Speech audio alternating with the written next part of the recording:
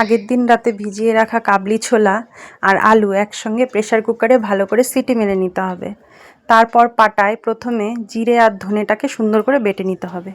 তারপর কড়াই সামান্য তেল দিয়ে আদা, কাঁচা লঙ্কা, টমেটো আর একটু কাজু বাদাম সুন্দর করে ভেজে নিতে হবে। ভেজে সেটাকে আবার পাটায় সুন্দর করে বেটে নিতে হবে।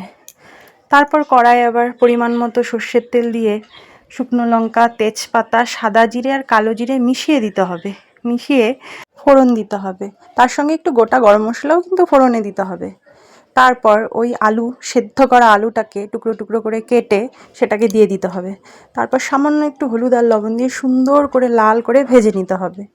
ভাজা হয়ে গেলে বেটে রাখা সমস্ত মশলা দিয়ে সামান্য মশলার বাটি ধোয়া জল দিয়ে মশলাটাকে ভালো করে সুন্দর করে ভাজা ভাজা করে কষিয়ে নিতে হবে। কষানো হয়ে গেলে ওই সেদ্ধ করা ছোলা ঢেলে দিয়ে আবার সামান্যক্ষণ কষিয়ে নিতে হবে। কষানো হয়ে গেলে আপনারা ফোটানো গরম জল দেবেন। আমি ঠান্ডা জলই দিয়েছি, ফোটানো গরম জলটা করা হয়নি বলে।